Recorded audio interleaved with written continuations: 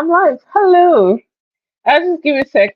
I'm trying to get some water in my jug. Hello, hello. If you're new, this is your first time. Welcome. Thank you so much for joining. All right. I joined like a minute earlier so that I can have as many people as possible before I start talking. Hello, hello. Thank you for joining.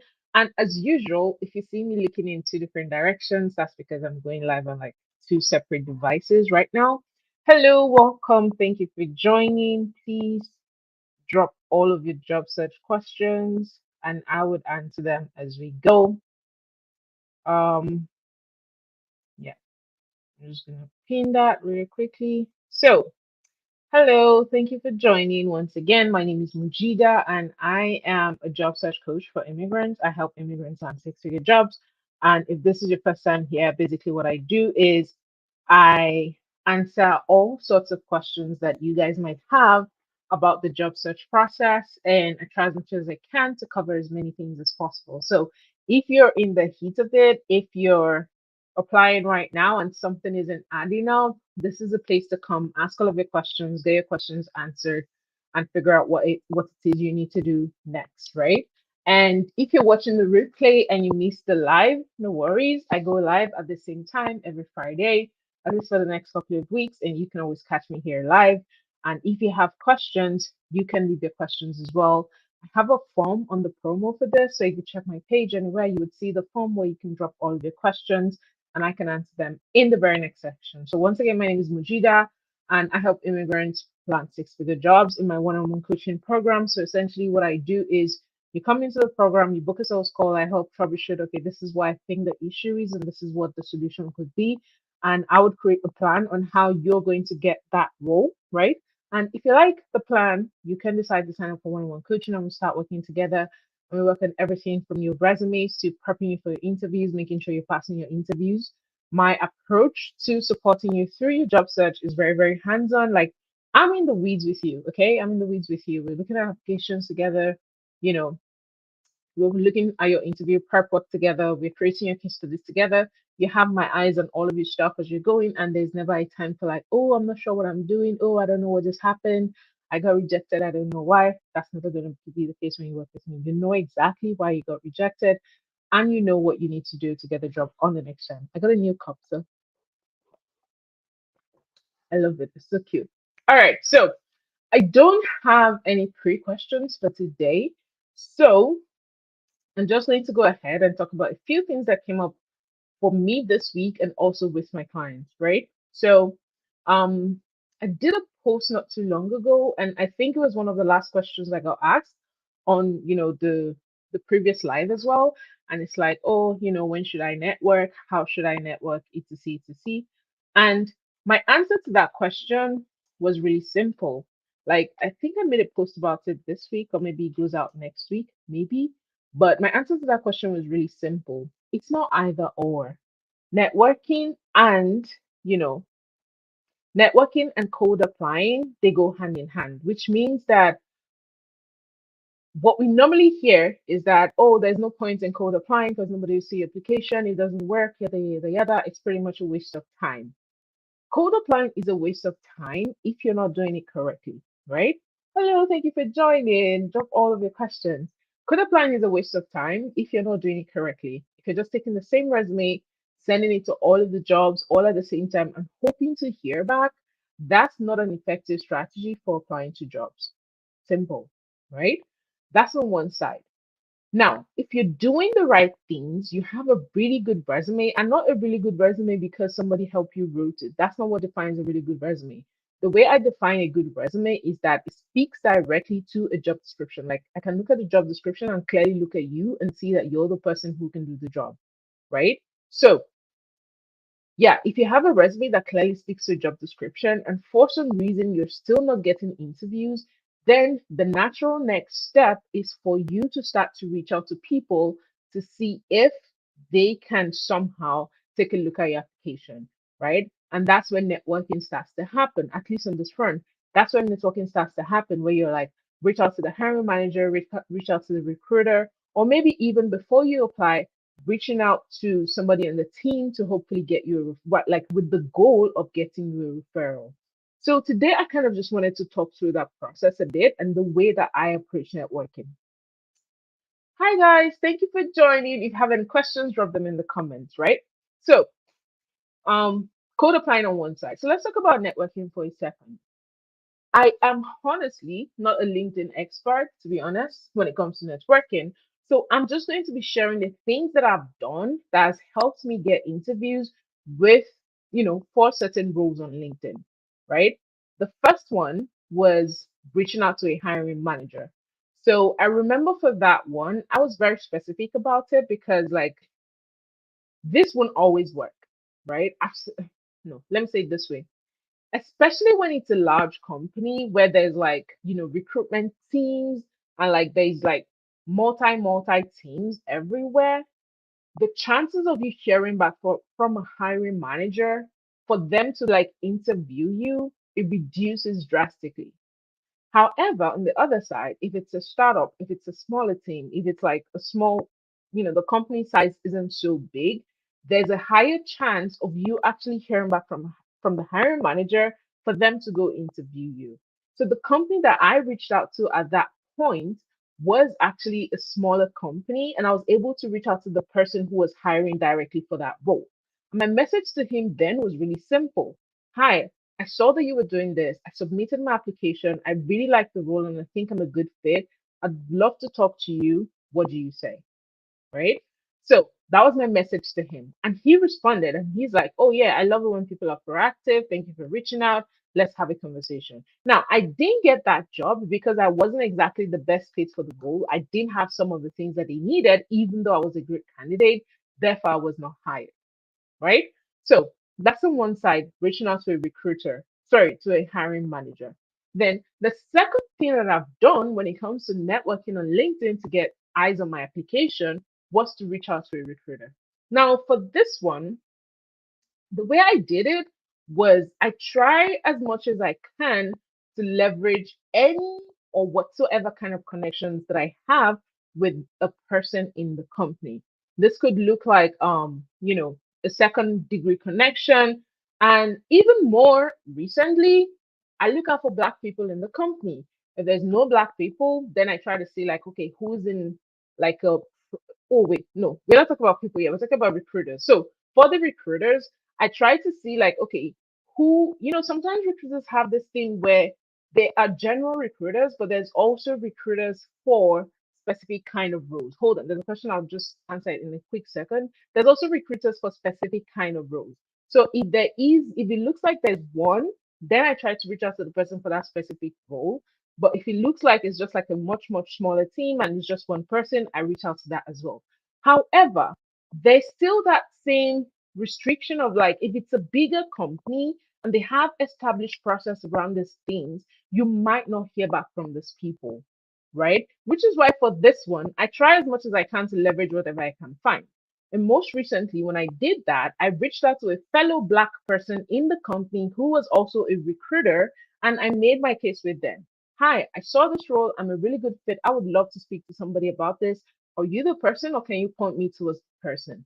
Now, he responded not immediately, which is fine, right? He responded and he said, I'm not the one hiring for this. I'm not the recruiter in charge. This is actually the recruiter in charge. And then I reached out to that person. So that's it for recruiters. Recruiters too are very interesting because, like, just think about it. The person hiring for that role probably is also getting like 1,000 DMs who are also saying, I'm a good fit, come hire me. I'm a good fit, come hire me. Right? So the goal in that section is to try to see like what will give me the most leverage. And in that scenario I just described, what gave me the most leverage was the color of my skin. That's an actual thing that people do. So what if you don't have tons of work experience in the field you want to apply in? Get the work experience. That's the answer to that. So it's interesting because like in the 2022 post pandemic up until last year, there was the tech boom where it was like anybody that, if you done the certificate, you get the job. And that was true for quite some time. But honestly, in the past year and even for this year as well, that's no longer the case. If you don't have experience, for the role that you're trying to do everything you can to get the experience. And that would look like creating projects, working on portfolio, getting tangible results, like doing actual things that you can put on a CV with quantifiable results to show that I have done this thing. Because the issue is this, because of the way things are right now, there's more people in the market who are trying to get jobs. That means that you're competing with people who most likely already have those experiences. So it also means that for them to consider somebody who does not have experience, who does not have the needed experience, or who is not, no, like let me say it this way, who is not able to show that they have something to offer for that role, it would mean that nobody with something to offer applied. So, in order for you to even be seen in the first place, if you don't have experience for your role, it means that you have to start from, okay, this role, I don't have like actual work experience, but what do I have? I have projects, I have portfolio work, I have things that I've done, I have things that I can share, I have actual tangible results that I've gone, work done, right? And I can then come add back to my resume. Those are the kind of things to think about when you don't have experience because it's not enough.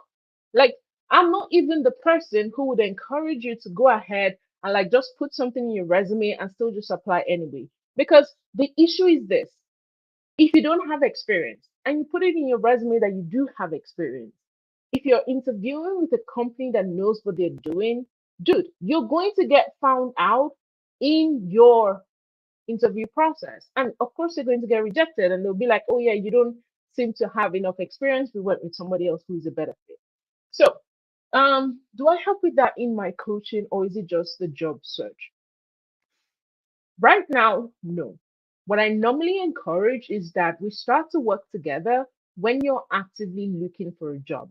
And the reason is because the process of getting the experience that you need itself, it can take time. It can take effort. Like you would need to invest some in order to get the necessary results that you want. And that's not really something that we can control in a coaching container. So trying to get the experience, trying to get the knowledge, if you just want support for the process to keep you on track, blah, blah, blah, blah, blah, you can join communities. There's other people like you as well who are most likely trying to do the same thing, right? But the part that happens with one on one coaching is when you're ready to actually start applying, when you've gotten the experience and you're ready to start applying, that's where I come in to make sure that you're doing the best thing possible to give yourself an advantage. Now, my other question, the other thing I wanted to say about experience. Oh my God, I have forgotten. All right, it'll come back to me. It'll come back to me. I wanted to say something else, but I can't remember for the life of me. Oh, yes, about getting experience. So, if you don't have direct experience as well, so this is a thing, especially people who are pivoting, like you're working in something else before and you're trying to get into something else now, right? So, the question to ask yourself is if you don't have direct experience in that thing, what do you have that is transferable? Now, I'll use a product management example, right? So, for example, you're a marketing person, you don't necessarily have direct product experience, you've not worked with developers before, blah, blah, blah, blah, blah. Now, what do you have that you can bring into this field? You have experience doing customer research. You have experience trying to work with companies, trying to work with, teams and customers to understand what are the pain points, what are the issues. All of that knowledge, all of that customer research is a key part of product management. And those results are very, very relevant as well.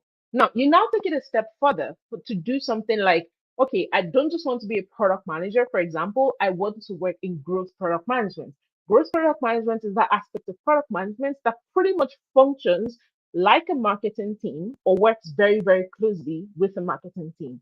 So the question to ask yourself, if you don't have direct experience, is what is that thing that is adjacent? What is that thing that is an alternative that is just as valuable to this role that I'm trying to apply to, even if I don't have direct experience? So that's another thing to think about. So either go ahead, try to get the experience that you're missing, or trying to find ways that you can leverage your previous experience so that you can actually get the job. Make sense? I hope so. So, hello guys. Thank you for joining. Thank you so much for that questions. Please keep them coming. this is really, really interesting for me. So, um, now back to networking, right? So we've talked about networking with like a hiring manager, with a recruiter. Now, this one I don't talk much about because I am not ready to be cancelled on the internet. But I do not have, personally, I do not have the energy to set up coffee chats and talk to people about roles, etc., etc., etc. I'm a mom, I have a toddler, and I remember even then when I was looking for a job, I had a very limited time to work on my application because as soon as my daughter gets back from daycare, it's very, very hard for me to get anything else done.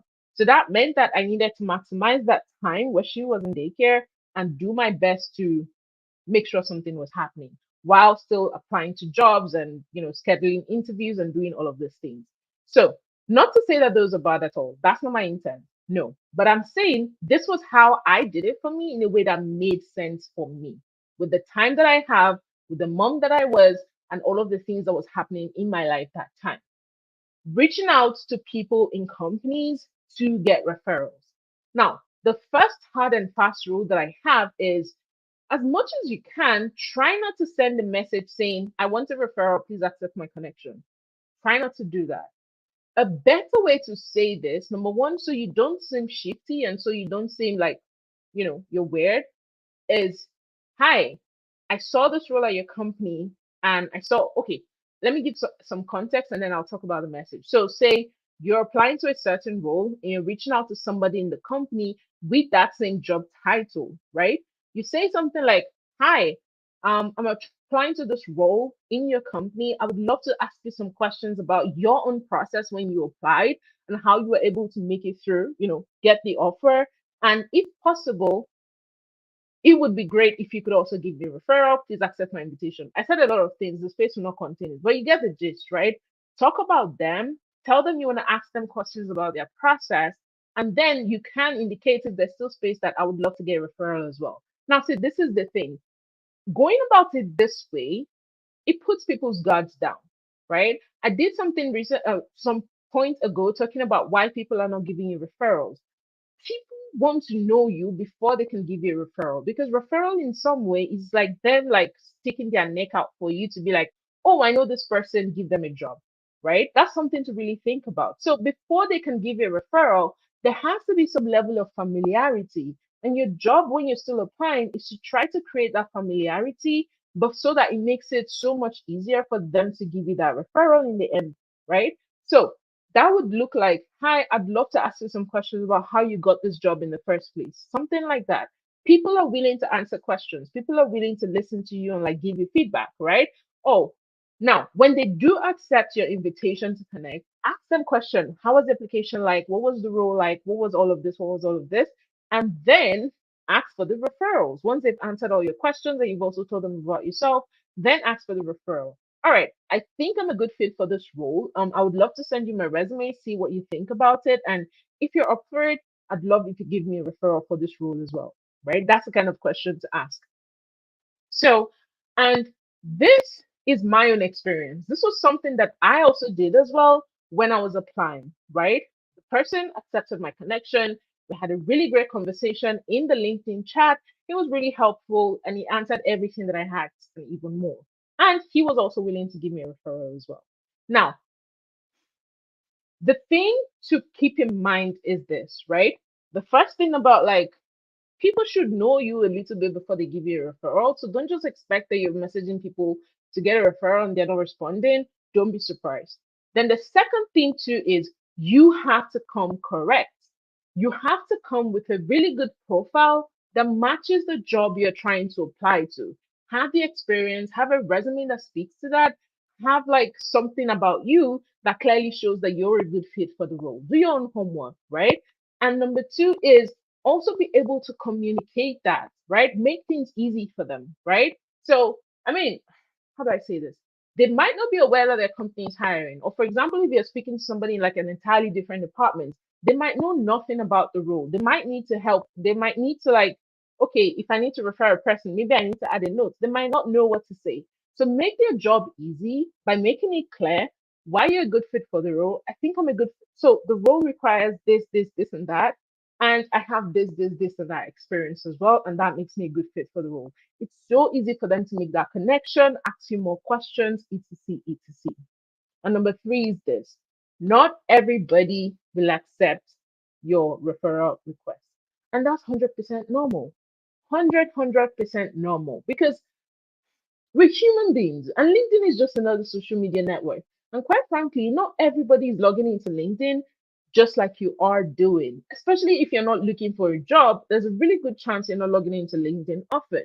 So sometimes people take time to answer your application. So I would advise like reach out to two or three people to start with, right? Sometimes people take time to respond. Sometimes people just aren't interested. And sometimes, like I said, people are not willing to stick out their neck for you.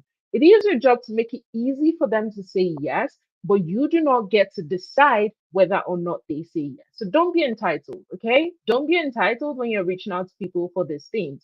And the last thing I want to add to that, so we've said recruiter, hiring manager, someone in the company to ask for a referral. One sec. The last thing I want to add to that is what kind of pre-work are you doing, right? Um, Before you actively start applying for the job. So this one would most likely apply to those of us who you probably have a job right now, but you're looking to change, and that's why you're watching this or something like that. Build your connections. Connect to people who look like you, immigrants just like yourself. I do this thing on LinkedIn these days where I just, if you're a Nigerian and you're in the GTA, I'm sending you a connection request. I'm sending you a connection request. If you've not gotten a connection request from me, it's simply because LinkedIn has not showed up your name on like my algorithm thingy yet, right? Start to build your connections. Start to reach out to other people who probably you have the same background, people who have the same job title like you're trying to have, people who are just in the same spaces that you'd like to get to. Send connection requests to them and just work on building your community in some way on that platform as well. Because what this does for you is when you're finally ready to start asking for referrals, to start reaching out to people, because you already have some kind of connection, you're not then worried about like, oh, I only have 300 characters to type in when I'm sending a request. Like you're not worried about being weird. You can just send them a message, introduce yourself really nicely, say all the things you're supposed to say, and then ask for a referral when the connection starts to happen. So this is just a little bit of pre-work, like going back in the process again to truly understand, like, okay, how can I even start to do this thing before I'm actively ready to start applying for a job? So I wanted to cover that a bit, right? And this is how I would normally approach LinkedIn networking. There's so much advice out there. There's so much, people who have been doing all kinds of things, but this is not to say that it doesn't work. No, I am not of the school of thought that something doesn't work or something does work. I'm of the school of thought of what I have seen works for me, works for my clients, what is easy for me to practice, and what I think might be easy for people who look like me and have lives like me should practice as well when it comes to networking. So, code applying is not, you know, on the other side of networking. Code applying is complemented through networking, and at the same time, to networking as well complements your code applying process. It helps you make sure that you're getting more eyes on your application, right? So, I was sharing the story last week, and I'll just repeat it again as well for if you didn't watch last week or you weren't here last week. Um, about somebody who was really good at getting all of these referrals, but she wasn't getting interviews. And it was really simple. She wasn't doing the part of making sure that she was presenting herself as the best person for the role so that she could actually get those interviews in the first place, right? And she would get the referral, but it's not going to lead anywhere. And the only thing that we did was we started to work together so she could get more interviews. Was I really just, okay, this is the role, this is how to do your resume so that it speaks better to the role, and submit. So she started to do that, and she actually started like those referrals started to convert into interviews, and she had a whole lot more interviews when we started working together. So that's something to keep in mind as well. All right. Hello. Thank you for joining. I'm just trying to see if I have any more questions on LinkedIn as well. LinkedIn is quiet today. It happens. It happens. All right. No questions so far. No questions so far. So I have about a couple more minutes left. So I'm just gonna hang on a little bit more. Yeah.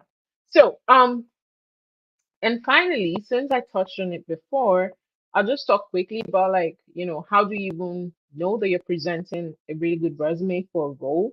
And the way to do that is this. Like, if you put if you put that job description beside every other job description for the same job title, right?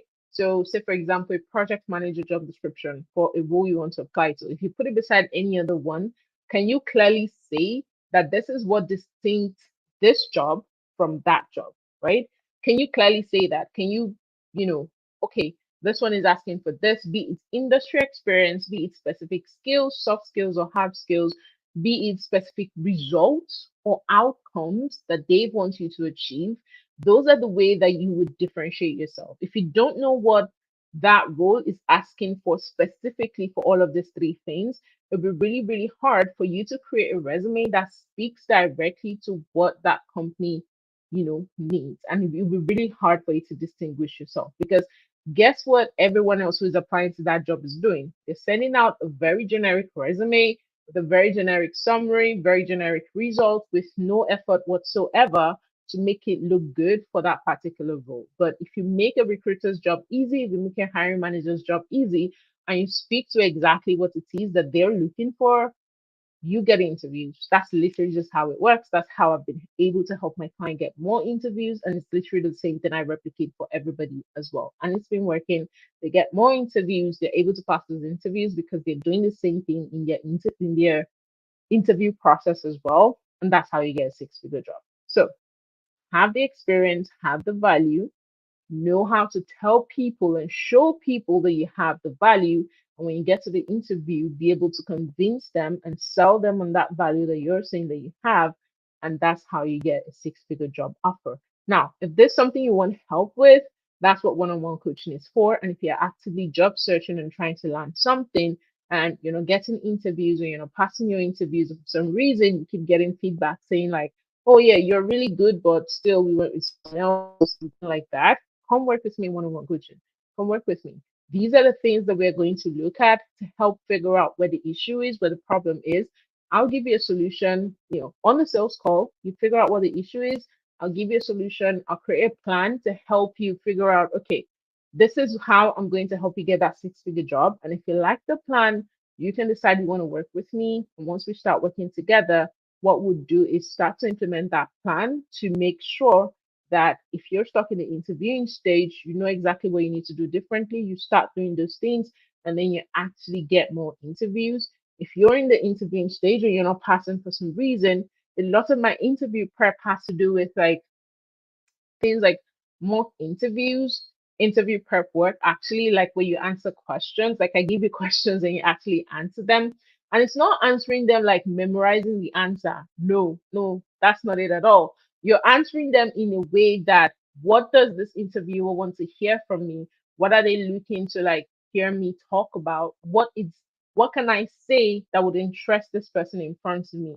And like how to prep for all the different stages as well. Because the way you prep for a recruiter interview is different from how you prep for a hiring manager interview, is different from how you prep with like senior leadership or even for your case studies as well. So all of these different stages, you prep for them individually with me in one-on-one coaching. You know what to say, you know what they want to hear, you know how to tell them that. And even if they ask you weird questions that came out of nowhere, you're not stuttering. You know how to answer them, not because you've memorized a lot of things, but simply because you know how to speak to their needs in a way that presents you as an expert who understand what it is that they're looking for. And that's how you get the job. That's how you get the job. So if that's something that interests you, use the link in my bio to book a sales call. I cannot wait to work with you. My coaching is $12.99 for a 4-month period, and you can either pay in full or you can pay 350 USD monthly for that same 4-month period as well. So can't wait to work with you. Thank you so much for coming here today. If you're watching the replay, thank you for watching. I would love it if you join me live next time and come with all of your questions. And if you've been doing this before, if you've been here before, tell me what have you taken away from this that has helped you with your process, and what would you want me to answer on the very next one. So I can't wait to talk to you. Thank you so much for joining today's session. So enjoy. Bye bye.